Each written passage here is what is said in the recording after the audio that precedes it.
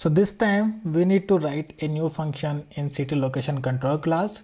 So let's go to our VS Code and open city location control class there.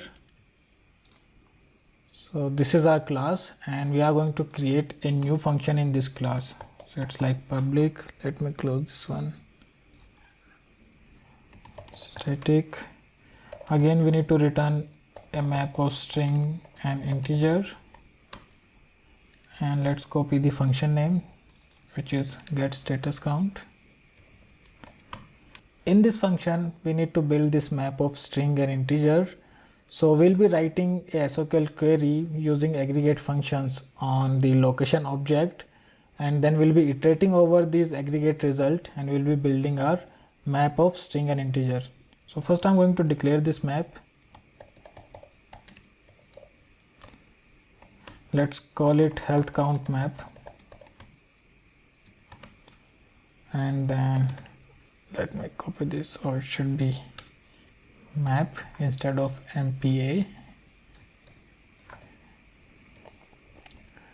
Now I'm going to use my SQL for loop, which is going to have the aggregate result as type. The variable name could be AR, and here instead of passing a list we are going to write an SQL query. So let's start with our select statement from location _C, and here we are going to group by our result with status _C, and in the select fields I'm going to get the status and the count of ID, and I'm going to alias my count of ID as total. So this will be our SQL query, and now we are going to iterate over the results. So this time I'm directly going to use my health count map, and then I'm going to use the put function to add a new key value pair. The key will be string dot value of, and here I'm going to get the status field from my aggregate result.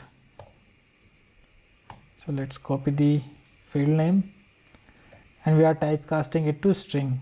Now the value will be integer dot value of,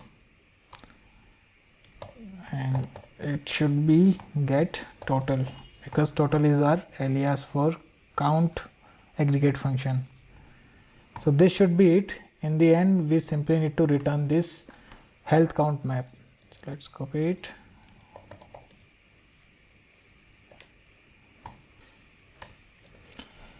Let's deploy our changes, and we are going to test our code from developer console. So our deployment was successful. Now let's go back to the developer console.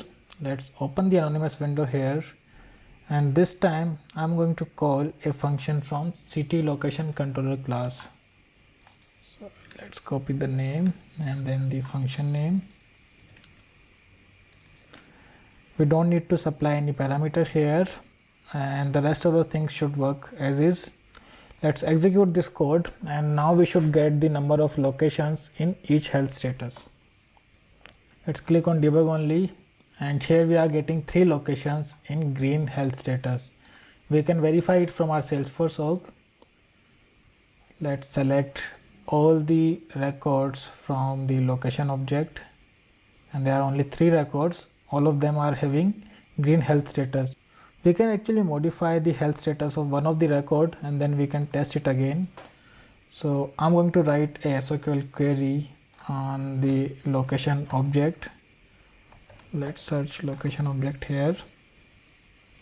Let's get ID, name and status. Let's query it, execute, and here I'm going to change the health status of one of the location. I'm going to make it red. Let's save our rows, and if we refresh our list view, now the Trinity Mall location is in red health status. So we can execute our anonymous code again, and this time we should see 2 entries in our map.